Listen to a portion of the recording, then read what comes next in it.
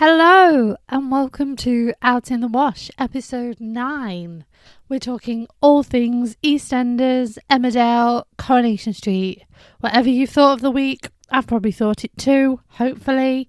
So grab a cup of tea, grab a cup of coffee, pull up a chair and have a listen. Let's start with all things EastEnders.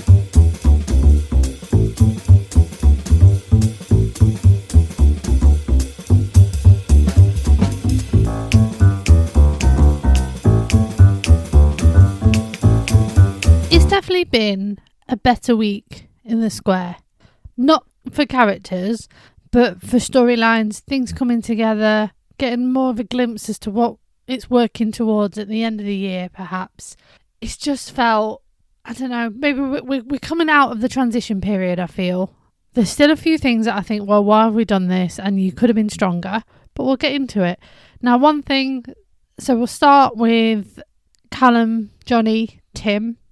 It comes to light that Linda, I kind of lost it with that bit where she was interfering and she knew something was going to happen. Why is that her fault? Like, you two should have been more on the ball. One of you is a copper. Like, come on, don't be this stupid. I don't know why Linda ends up like being ostracized by Johnny for that. It doesn't really make sense. And, you know, nobody's perfect. Even if she had said something, he'd have probably like shrugged her off and said, no, you're being silly. He wouldn't do that. That sounds mad. Like, that doesn't make any, that's not where this should have gone, really. Whether I think it should have gone, I don't know, but it doesn't feel, I don't know why Linda's getting the blame here. It also, Elaine's brought to light the fact that basically what Tim did to Johnny was sexual assault, and that he should do something about that. He comes clean to Callum about what he's done, and Callum agrees that that's what it is and it needs to be sorted. But of course Johnny doesn't want to go down that route and ends up blaming his mother for it happening at all. Linda doesn't quite register that that's what happened. I think I did. I think I just brushed over that fact that, well, Johnny's a grown man, he can decide what he wants to do and that. So I do apologise. And I think EastEnders could have made more of this. Like, they fully announced Penny's pregnancy and said, you're going to see this. Like, they could have delved more into this and made us as the viewer more aware as to what's going to happen, what this means, and what to do sort of in real life about this. No, I think this side of things, it might happen a lot, but I don't think in this situation, like, Johnny's dealing with, because really it's a little bit mad in those circumstances. And how many times would your partner be a police officer? So Linda's ostracised and Johnny's not talking to her. He's going to move into Callum's, which ends, you know, Lexi's not his biggest fan, but being a child, she doesn't really have a choice, so she does make herself scarce, but we'll come on to that later. And Linda tells Max what's happened, and he, being the hero that he really wants to play at the moment, and then wonders why it all crashes down around him. It's like, well, because you became the drama. Plays taxi driver for Tim, fake taxi driver. But then Tim should have, you know, the car hasn't got the yellow thing on it, Tim. Like, don't be stupid. It's not even got like Uber. Other taxi firms are available. On the side of it, like, just be aware more. But maybe being that rich, you're just that stupid. He drives him off, which to me, it's possibly supposed to be far away, but you could kind of tell with the design of the set that it was just around the corner. Like, I know that's how logistics work and everything, but it just really did look like he just drove him around the back of the car lot, and that's where it was. And thankfully, he puts him in the boot and sits on him for a bit, allows him to stew, pulls him out, and just leaves him in the gutter, which is probably where he deserves to be. But do we think that's the last we're going to see of Tim? Like, the situation gets resolved with Callum and with Johnny more about the money and the investment, but will it be the last we see of him? Has Max now made an enemy of Tim, and he'll bide his time this time and play the long game? And is it him towards the end of the year? Who knows? Maybe Tim's at the top of Ravi's drug gang. Maybe that's him. Maybe he's the guy at the top. That's why he's so rich. don't know. Can't remember how Tim said he'd got all his money, but he could be that. He could be the one at the top of the tree. That's an interesting thought. So again, there's, conflict between Linda and Max. She opens a big gob. He tries to save the day. Will it just make things worse? Who knows? Then, of course, talking on top of the trees, we have Ravi, who is still going through it this week. He's trying to make amends with his family. He knows a sting's coming. He knows that's going to leave Mark vulnerable. But he also has to play informant. Mark's told him to stay away. He tries to tell Mark to stay away, but that doesn't really happen. And he turns up as the sting's about to happen and leads Mark to kind of safety out the way. Which of course absolutely tells Mark that Ravi is the rat. And he's ringing his drug lord friends and telling them that he's found them. He doesn't say who it is. He just says that he's found them. So that's an interesting point. They also get the drinking together in Harry's barn. I did Google it. It's Harry's barn. I've got it right this time. But Priya comes and saves Ravi from maybe saying too much. But Ravi feels this guilt that he wants to help Mark. Like he said, Mark hasn't got his family yet. Ravi's got his. He's just starting out. He's just kind of got here. He doesn't know what to do in life. He's just down the wrong path at the moment. Now, to me, Mark isn't that young. He's youngish compared to the likes of maybe Vicky and your Ians, your Kathys, your Callums, your Johnnies, but he doesn't look that young. So Ravi sort of sees a bit of it himself in him and tries to protect him.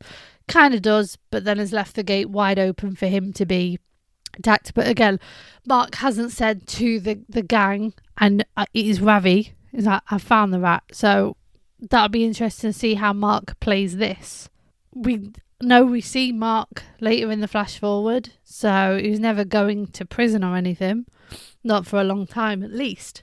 And how does he become involved in the Branning side of things? Because he seems to be quite central to them, and he's not really at the moment. So I wonder how that's going to play. I'm still curious as to whether it's Ravi at the end. I don't know. It's going to change so many times over the year. Who else is he involved with? I've spoke a lot about Priya, and Ravi still has this feeling that he needs to come clean about what he did to Nugget, and she's like, still no, but then she's become aware that he's he's going through a vulnerable state at the moment, but she's not really done out about it. She's almost said, pull yourself together. Yeah, she's a funny old thing. She's so connected to Ravi, I think, emotionally. I don't think she sees him as a meal ticket. She's out there working. She's going to work at the back van. She's going to work at the car lot, which will be, Priya selling cars will be interesting. I think there'll be a good, does that involve her with Max? Is it her? Man, this is why I say EastEnders is getting good, because it's making us think who's entwining, who's getting caught up in whose business. How is that going to play? And if it doesn't get pulled off, the problem is that I think EastEnders will have, and I will say it now, and you can come back to this, 7th of March. You come back to this a week, 2 weeks after New Year's. You've got to mop up the mess efficiently and well done, because we know the flash forward is coming, just like we knew the 6th flash forward was coming, but the afters. And all this preambling towards this needs to work. Okay, I need to stop rambling on about that, because I'll probably say it over and over again over the year, but yes, it needs to work. Patrick's still kind of messing about with AI Anthony. Kim gets worried, and she has a nice conversation with Howie. I said a couple of weeks ago I didn't know what was happening with Howie. Denzel was still living at the Truman house. Is it the truth? Yeah. At Patrick, Patrick and Kim's and that, and adding sort of dynamic there, but it's really weird because they weren't married, are they? Did they go? Oh, my brain. Anyway, it was a bit weird that he didn't go with his dad. And where was Howie even living? So Howie is still a postman on the square, and him and Kim have a conversation. She says, "Oh, don't get involved," but he can't help himself. He sees it as a way, to reconnect with this family. I don't even think initially he thinks, I need to do this for Kim's sake. He is like, Patrick is like a dad to me in the short time that I've known him, and it is a short time compared to others on that square. He has become the closest thing. He's given me that advice, and I want to help him, and it is his son that's led him to this. So he does decide to go and talk to Patrick, and Sophie sent a box of things of Anthony's for someone, obviously Patrick, to go through. Like, I mean, the others could have done. It didn't have to specifically be Patrick. Like, you're all old enough and mature enough to do that and sort of help him out and say, well, do you want to keep this, this and this? But how he speaks to him about AI Anthony and how it makes him feel, and really, is that going to solve anything to do with his grief? Patrick comes round to that, and they go through his things. It does get emotional, like, and they sort of help him and they talk to him. Kim comes in. Patrick goes off with Anthony's, like, I think it's his jacket that still smells of him, and he goes off and says, I need a little rest. It has been a lot, we need Patrick to pull through this year again, not to mention the flash forward, but he is there, so we need him to pull through. And Harry and Kim have this lovely little heart-to-heart moment where they sort of say the things that they've been thinking and they want to say and they want to get off, and it's nice. I like their chemistry, but they make Harry do stupid things like nicking the post, and nothing really came of that. Like, it was just silly. So yeah, they come together, and then Harry hatches a plan with Patrick that he's going to win Kim back. He puts on a show in the Albert with the help of Cindy, a couple of drag queens. The whole family are there, and Kim's a little overwhelmed by it, but okay, she is a little overwhelmed by it, but Kim, if it was the other way round, you'd be putting on a massive show to be Kim. And they hash it out outside the Albert and get back together. But she also makes Chelsea film it, because Harry's saying nice things, but Kim is still Kim. So I don't know. Maybe it was a little overwhelming to have everyone there. Should it have been a moment just between themselves? But Kim, you also love the whole shebang and everything. So that's difficult with Kim. How do you play it? She wants the intimacy, the one person to love her unconditionally, but she also wants all that jazz. That's Kim. Who knows? And then we come on to the last part of the week, because, wow, this is where EastEnders pulled it out of the bag. And some people said, oh, this episode was so dead. This is just for the Nigel lovers. No, this is for people going through a family member having dementia, because the ones that I can see in the comments that say this, they're the ones going through it. They can say, yes, it was like that. And it did feel a little different for EastEnders. The feeling, the atmosphere felt off. And if that doesn't sum up how it can feel when a family member is going through something like that, then I don't know what you want from your soap. It can't all be white fluffy clouds. It can't all be drinks throwing. Sometimes you have to face the reality of, this is what we in our families are facing. Claire is called early in the week. She's up to this point, she's ignored Julie. Julie leaves her a voicemail. Your dad's back in Walford, but he's got dementia. It's taken a turn. Come if you want, sort of thing, which she does. And she does come into them all laughing, but that's life. It can probably be quite jarring to walk into a room and find, I thought everyone would be sad, but they're not. They're laughing at their memories with Nigel, and Phil's a grumpy old man, and the scenes that Lexi is in, and I feel so sorry for Lexi, because anyone that she's shown, I'd probably say her and Nigel were quite close. I think she has been around a lot and she has been helping. And once they told her what was going on, again, she tells you all the time, don't lie to me. I'm quite mature. I've seen a lot. Like, everyone I know leaves. Her mother died. Sure, she's got Pops and Honey. Jay's gone. Dad's prison. People leave all the time with Lexi. And I think this is probably what's going to be quite going to cut her up about Nigel, is that she's grown quite close. She helped him with the film. they've done a lot. A lot of the time, he did think she was Claire, and it's something that she then passes on to Claire, and he's like, look, he thinks I'm you. That happens, but that's a good thing because he still remembers you. And they do look alike. If you go back and look at the videos of Claire when she was younger, it's Lexi. Like, it's absolutely mad that Nigel's stepdaughter looks so much like Phil's granddaughter, but, you know, that's such is life.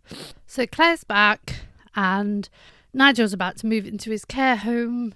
She goes to see him in hospital. I think she's again taken aback by how he is and how he doesn't recognise her. She has a chat with Lexi. Lexi shows her a video of her mum, of Lola, and how she still has Lola in her life due to these videos, and that Claire needs to sort of hold on to the memories that she had previously. And, you know, Claire is Claire. She saw Nigel, what Julie says is a bit of a, you know, a bank of Nigel, pawned a ring. Nigel had to get it back. That was Claire back then. Like, that was Claire. People go on about small Claire, but also we had like early 20s Claire who was heavily involved with Bradley and Chelsea and everything at that stage. And she was kind of the Janine of her day. Like, that's just how she rolled. But then EastEnders needed characters like that. It still does. Who do we have right now that's kind of a Janine, a Claire? I mean, the closest thing... No one, really, apart from B. And really, she's a bit too old to be like that. Do I think that's what Lexi could turn out? I hope not. I hope that Lexi always stays, not childish, but I hope she stays on the right side of things. But what do you do with a character like that? Like, that's difficult. Isabella, I think, is fabulous. Like, please keep her. She's absolutely learning that craft. So, yeah. Claire and Lexi kind of take Nigel off. They take him back to the Vic for his final. Lexi's been chatting on putting messages in the socials, and they want him to have his final pint before he goes off to the care home. That's nice. I like that. Everyone turns out for him. Again, EastEnders is kind of coming forward with these big scenes with lots of actors in. They feel nice again after the pandemic. It's been a long time. I think maybe the last time we saw the Vic that fall, it was when it exploded last year. Like, so I suppose Anthony's funeral as well, but this feels for a nicer reason. So everyone comes together. I don't know. It was a bit off with the banners, that whole storyline of things, and no one thought to mention to Oscar that the girl he was trying to hit on used to babysit him. Just nobody, not even Peter wanted to come forward. Yeah, she used to look after you, mate. She's your brother's like ex. I won't go like no one. Okay. Right, that'll be interesting. Hopefully we see a little bit more of Claire coming up. But yes, off Nigel goes to the care home. It's also mentioned that Claire is now a mother. I saw one thing that said, is it Bradley's? And I thought, oh, please don't. But, you know, do we need that going forward? So there's a nice little bit with her and Chelsea. Again, Chelsea has matured. If you think about the things that Chelsea used to get up to, she has also matured, and... you know, she's not perfect, but she isn't like she was. So Nigel goes off to the care home, and it's never really talked about, but that set for the care home, put it side by side by Phil's mental health unit. It's the same set. It's the exact same set. The way the doors were, the way the chairs were laid out. Like, you go back to last year, put them side by side. I need to find that, actually. I'll just do it myself. But yeah, have a look. But it's... Nigel gets very confused about what's going on. Claire ends up being hit. But Phil doesn't say anything. Phil doesn't say a word as to, oh, that's not him. He kind of freezes in the moment, and it's very overwhelming for him. And he goes outside while the nurse deals with it. The nurse, the carer, deals with Nigel and settles him down. And she comes in and has a chat with him. Now, oh my God. Imagine you're maybe starting out in acting. Yeah, we need you to come on. You've booked EastEnders. You're coming on for a few days. All right, what are you doing? It's going to be the care home. Cool. That sounds a nice little role. Yeah, you're going to have quite a few pages of dialogue with Steve McFadden, Phil Mitchell. Right. And he's going to break down, and he's going to be really emotional. Right, okay. Man, I'd be terrified. I would be so scared. Like, oh my God. She pulled it off, by the way. And I should have looked up her name. I do apologise. That nurse, she was cracking. She was brilliant. She absolutely knocked it out of the park. But that must have been, and I'm sure he's lovely, but whoa, like, that's big, yeah? That is big. So, and also the cozy corner looked so much like Dot's. So much like Dot's living room. Like, and that connection that Nigel has with Mrs. C, like, lovely. Absolutely lovely. I hope maybe we'll see a couple of scenes in the future there. Like, the thing that worries me is that everyone's like, yeah, we're going to go visit him. But if he's having a bad day, are you going to stick at it? Are you going to say, right, he's having a bad day today, I will come back another time? Or is it just going to drop off? Yeah, I keep meaning to go see. I do. I keep meaning, but they're all like, oh, you have known him ages. Not really. Yes, George lived with him and he's connected to Nicola. Eve, have you really had much to do with Nigel? Or is it more your connection to others within that family? The true one was Tracy. She was the one that brought Debbie and Nigel together. Tracy's seen it all. She's been there, done that. She's getting lines. She's taking those lines. She's like, I will deliver them like they are absolute Shakespeare. Like, get your bag, Jane Slaughter. Yes, please, more Tracy. Like, we just don't ask for much in this life. More Tracy, more Marie. They see it all. They see everything that goes on there. But yeah. And Phil decides to leave Nigel at the care home. He's going to take a break for a while, which is absolutely fair. Carer burnout. Julie hasn't been yet. Maybe she'll take a break as well. It sounds hard to say, but he will be looked after, and he needs time to decompress. I can't imagine how scary it must feel to be taken somewhere you don't know. You can't think straight.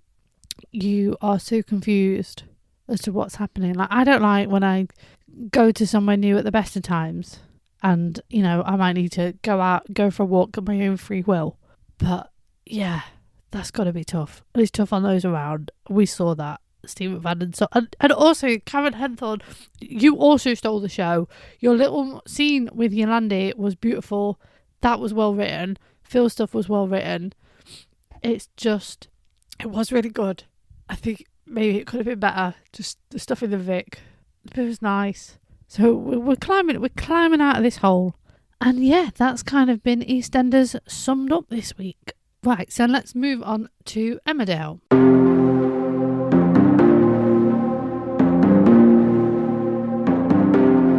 So we'll start with Emmerdale this week, and a storyline that we were told was coming, that Jacob's going to have a sort of bullying storyline from his boss at the hospital, who's not treating him the best. She's very on him. She's kind of gaslighting him into thinking, I've seen potential in you. I need you to be this, this and this. He already struggled last week when it was the anniversary of his mum, and Laurel came in, and knowing a person that's come in kind of sent him. He shouldn't have been dealing with that. He knows Laurel. He's known Laurel since he was very, very small. He shouldn't have been dealing with that anyway. But yeah, she's piling pressure on him. I need this now, this. It's something similar to what we're seeing in Casualty. For those of you fans of that. So it's running parallel to that. And then, he's there with Eric, and he's kind of been moaning about his boss, which is absolutely fair. We all do it. But how many times does your boss walk into the pub, your local, and just happen to know the doctor that you've been working with? Like, yeah, Emmerdale, you can do so much better. I know that was circumstantial and you needed it, but really, sometimes a little bit of reality. Like, you could have been anyway. Like, Eric could have took Jacob out somewhere, and that's where they could have been. But the wall back, really, okay. So he's kind of saying stuff about her. He doesn't realise she's behind him. That old trope. She's like, I get it. Like, it's fine. She tells everyone in front of others. She's like, I get it. But to him, she's like, she is just a gaslighter. So he's going to struggle with that. The baby's coming. He finds out that Sarah's been nicking cars because she goes to nick his boss's car without knowing whose car it is. So he's then struggling with that. He's blaming Cain, but Sarah won't tell him why she's doing it or why she's helping Cain. He knows that Jacob knows the farm's struggling, but he doesn't know the ins and outs of Cain's cancer. We've been told that he will tell the family, Cain will tell his family at some stage, but it's starting to get to Sarah. And Liam tries again to get through to him and says, you need to tell Moira. Graham's also telling him, you need to tell Moira. But it's Sarah struggling because she wants to tell the truth. It's a brand new marriage with a baby coming, and you're not forcing her to lie, but she's feeling indebted to lie, to not share the truth, share the burden. And, that's a lot on her. And Cain doesn't kind of swap it around to think, well, what was that? If I was in Sarah's shoes, what would I do? Like, he'd be so mad if Sarah, like, she did kind of keep it from them that her cancer had come back and she was dealing with all that and then felt better for it. But Cain isn't like that. He has to have this, I'm a man, don't tell me what to do sort of thing. Then finds out that the farm could be facing TB. I still don't know, can TB be planted? Is Joe up to something with this? But is it just circumstantial that it's happened? Or did he just get TB in a little vial and off it goes? I know nothing about farming. I should ask the farming expert in this family who would probably know. But he's had the parcel delivered, so he might be around in a bit. We can ask him then. Right. So that's all going on with Joe. And Graham's still kind of playing devil's advocate with Joe and with Cain, saying, you don't know the full story to Joe. But Joe's like, what? If I knew. That kind of comes to, like, literally, Cain and Joe come to blows. Cain punches Joe. Dawn sees it. She wants to call the police. But I think at that point, Joe realises maybe he's gone too far with this. And there are other ways that he should be working. Who knows? He changes his mind like the weather. He does have a conscience. He's very, to say they're not blood relatives at all. Him and Kim, they show this human side. They show this, like, I've got no emotion, business, money. Oh, wait, I have a heart side. Both of them very similar in that respect. So, yes, we're getting more Graham. But my God, Graham, some longer sentences, please. Stop talking like the Roger Moore character in Spice World. I'm done with it. I'm so there. So yeah, that's Butler's is not in a good state. Things could go belly up. Nice to see some proper veterinary work from Vanessa this week. Where's she been? What's she been doing? So they're kind of all intertwined together. And then Paddy's still dealing with Bear being ill. D.S. Walsh kind of pulls a number on him and spots the rope that was tied to Ray. I nearly said Ted then for some reason. It was tied to Ray. She spots it in the vet and comes to the conclusion that Paddy had something to do with it. Now, that's such a shot in the dark. Vanessa, you were a bit stupid letting her in. I know, I'll find your phone. There are confidential stuff back there. Like, I don't care if you're a police officer. Why are you letting her walk in? Why? Like, it just feels like it contravenes so much there. And she's not... Yeah. Does he tell the truth? Do we think Dylan's going to come forward and say, yeah, I helped him, it wasn't Paddy, leave him alone, I'll take the rap for this, fine? Because I feel like the cogs are whirring within his head when he's seeing this happen in front of him. But it's such a mess. I don't even know why. Why are we contemplating this? Ray wasn't a nice man. Why don't you start investigating more Ray's crimes and being around there for that instead of spending so much time on his murder? Like, where's the others? Where are the other people that were with Bear? Are they all dead? Will they come out the woodwork? Will they say they killed Ray and that they saw Bear and helped move the body? Where are they? Are they stuck in some farm in Wrexham without any food because they've been waiting for Ray and Celia to turn up? That's Emmerdale, you need to sort that bit out, because I'm going to keep coming back to that until you just give me a one line. It's that, oh yeah, we've been in touch with them, they're fine. Okay, fine. But you're just leaving it hanging for now.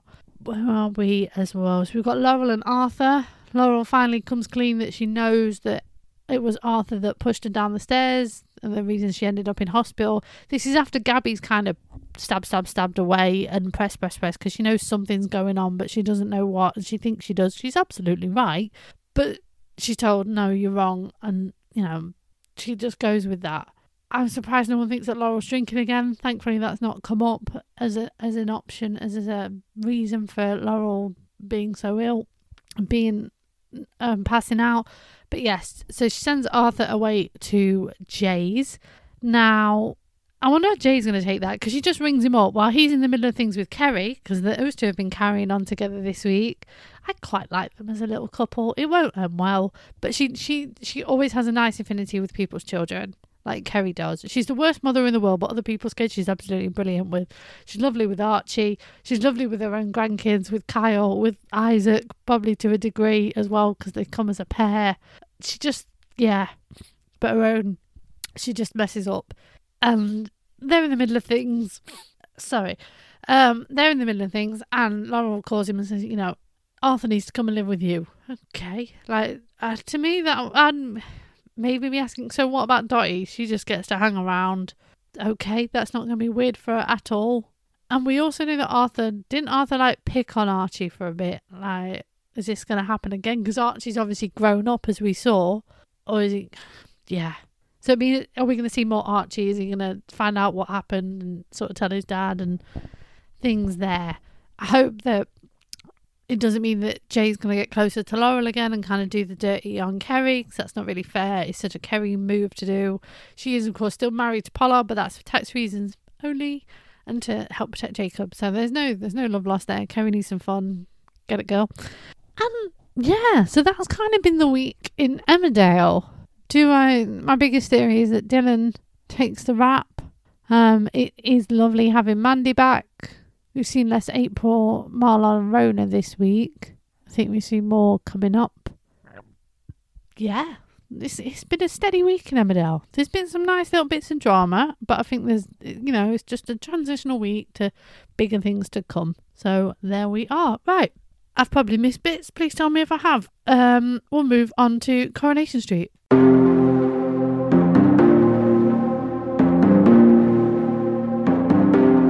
Right, Coronation Street. So, the biggest news of the week, for me, I thought it was really nice, it didn't end well, was Cassie decided she was going to propose to Steve. And in typical Coronation Street farcical fashion, she enlists the help of Mary to get a bunch of flowers, which actually ended up looking like funeral flowers, attached to the gates of their funeral home. The connotations, the foreshadowing could not have been more. That as she went to do this, Steve gets the phone call and, oh, your dad is dead. R.I.P. Jim McDonald. Now, I've thought a lot about this, and I really struggle with off-screen deaths in soaps.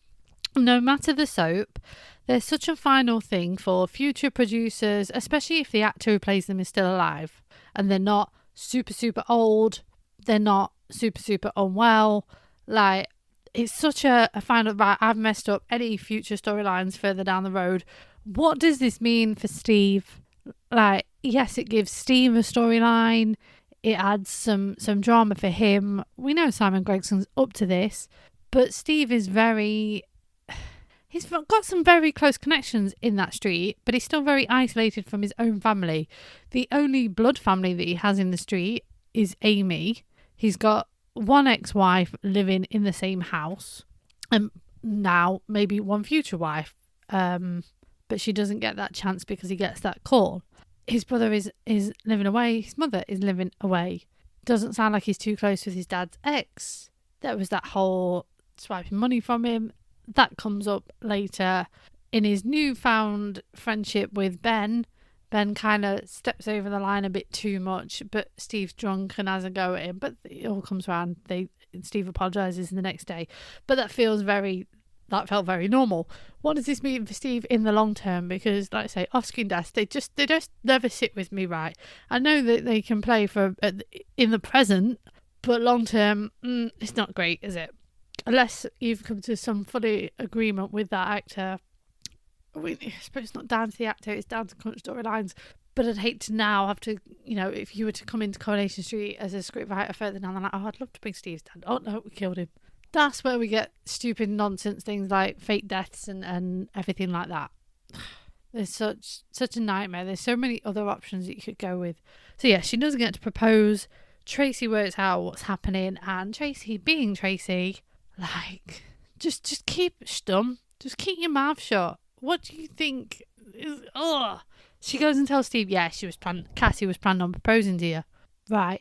What's he meant to do with that information? You've spoiled what was a lovely thing, because that is you, Tracy, perfectly on brand for you. But oh my God, really? You're not going to win him back. Like, he'll always be in your life. He's the father of your child, as much as you hate that fact. But and you hate Cassie. Really? Like, I wanted to scream at the thing. But I will stop because I've rambled on for too long about that. So we have that. We also have Debbie is still struggling in prison. She has another TIA, ends up in hospital. She's seen that Lou has been beaten up by either Paula or Paula's mates for Lou standing up to Paula because her and Debbie were like making friendship bracelets. Really nice. I really like this side of Lou. And obviously that's kind of shown in that side of Brodie and the girls. Like, without Mick, they're just a nice, normal family and Lou just happens to have a gobby side on her. I mean, who doesn't in that street? I'd love to have her back. Really would love to see Farrell back in the street. She'd be such someone to go up against Tracy, because I don't think Cassie has that she does try and have goes up against Tracy, but Lou would absolutely wipe the floor with her. Would love to see her back. Who knows?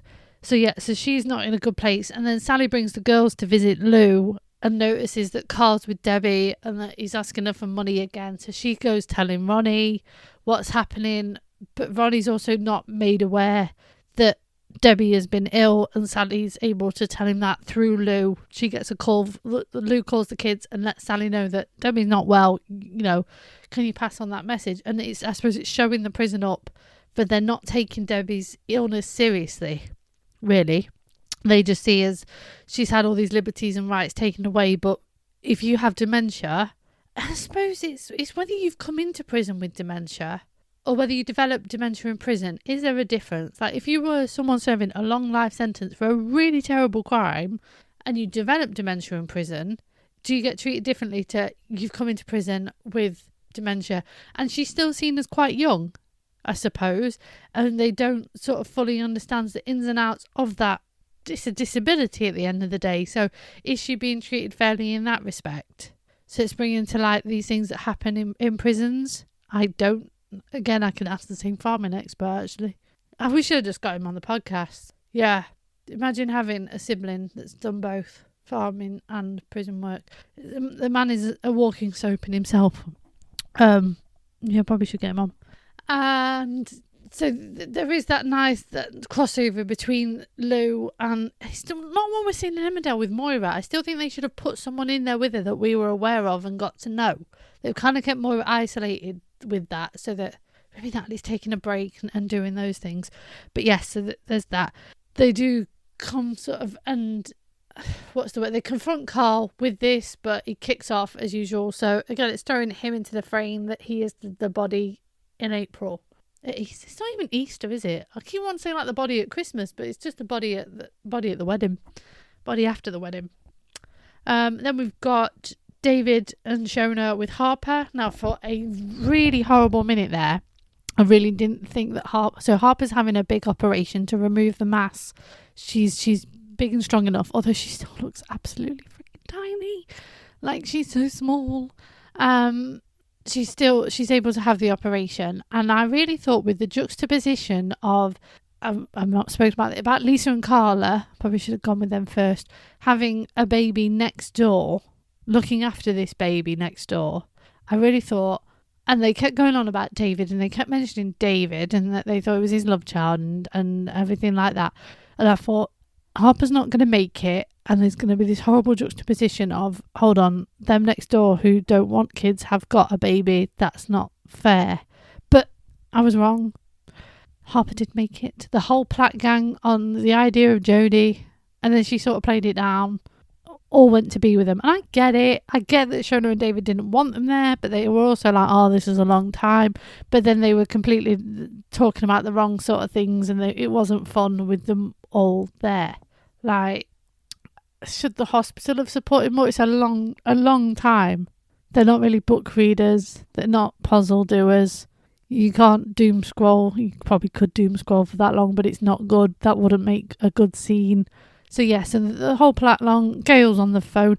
I have to say, no disrespect to Helen Worth, but I am so glad that they moved Gail away and shipped her out to France before this storyline, because the way David Platt has been able to sort of breathe and embrace this storyline and his love for his wife and his child without his mother being there has been a breath of fresh air. Like, and now even on the phone she's annoying me. I'm like, just go away, girl.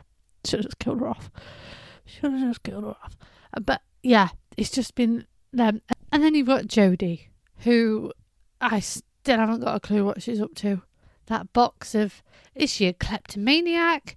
Is she got rejection sensitivity disorder? Like, what is... she's just she's crazy. She's telling the people in the hospital, telling other mums that she's the mother of Harper, which Shona overhears and really doesn't react. You know, she doesn't let go over that enough. Not let go, but she doesn't kind of go enough mad over it. Lily finds the tin of crazy items, the chopped out head of Birdie, Brian's book. I said Brian's book had been taken by her. All these, you know, an absolute kleptomaniac's collection of items. Why? She's nuts. She's absolutely nuts. She's there like, oh, let's all go to the hospital. Oh, this wasn't to do with me. I didn't know. Maybe I did do this. Like, what? Oh, give me a hug, David. I won't tell anyone. La, la, la. Like, she just wants Shona's life, doesn't she? That's what she's after. She's after Shona's life. Oh, it's mad. It's absolutely mad. I'm kind of glad. Do I hope it's her? I don't actually hope it's her in April. But this could have been such a better dynamic. Have we just gone down this just for the plot? Will we ever see their dad again? What's up with him? What's up with old Steve Evans in hospital? Like, what? You get such a great actor in to portray a dad, and then you do nothing more with it. You just see him once and that's it. Like, what? Am I going to see more? So yeah, that's all crazy. Who was next on my list? Done, Joe. We've got a ridiculous storyline with George at the minute, that someone's left him money as a third party sort of thing, and the daughter's contesting it, and then she goes to the police. We find out the police are dropping the case, but the court case is still going ahead. He's still being sort of sued and contested, and she could take everything because he can pay him fees. Like, I nearly put this into ChatGPT about how realistic this possibly is, but I don't trust that thing to tell me the full truth. So if out of the 6 people that listen to this podcast, anyone's got any like idea of law or anything like that, please get in touch, because I want to know, is this truthful? How will this play out? Like, this woman's obviously quite upset that she's not been left any money, but there's a reason for that, and George hasn't diddled anyone. Do I still suspect Christina is up to no good? God knows. She's all over the place. Like, she has got con woman written all over it, and I think that will come into play and will be, you know, a disadvantage to George that he is involved with her. She's gone full on Daisy mode recently, as to like trying to help, but you're not helping, you're actually making things worse. You are your daughter's mother all the time. Do I think that'll play much into the Todd and Theo things? We know that, you know, Todd's having to beg Theo for his allowance, which is his money that he's earning, but Theo's like, I'm doing it to help you to learn our money. Like, the he's absolutely fine. He was absolutely fine up until you. Like, he's not a baby, but this is obviously, you know, it's another abusive tactic for Theo. Do I think Theo knows that he's doing that? Yeah, I think he knows, and he just loves the power.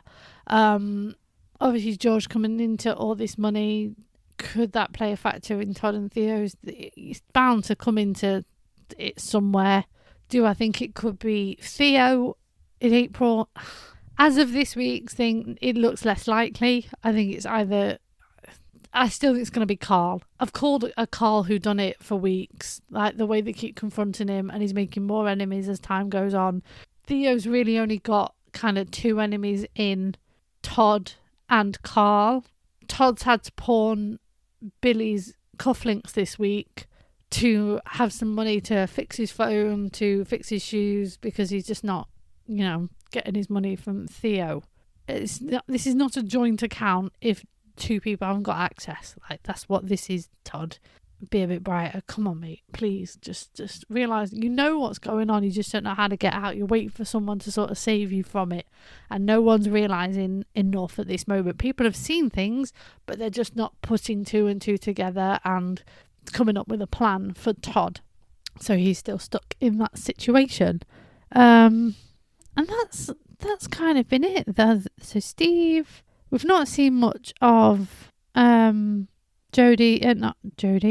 Megan and Will. We've not seen much of Kevin, Tyrone, Fizz, Gemma.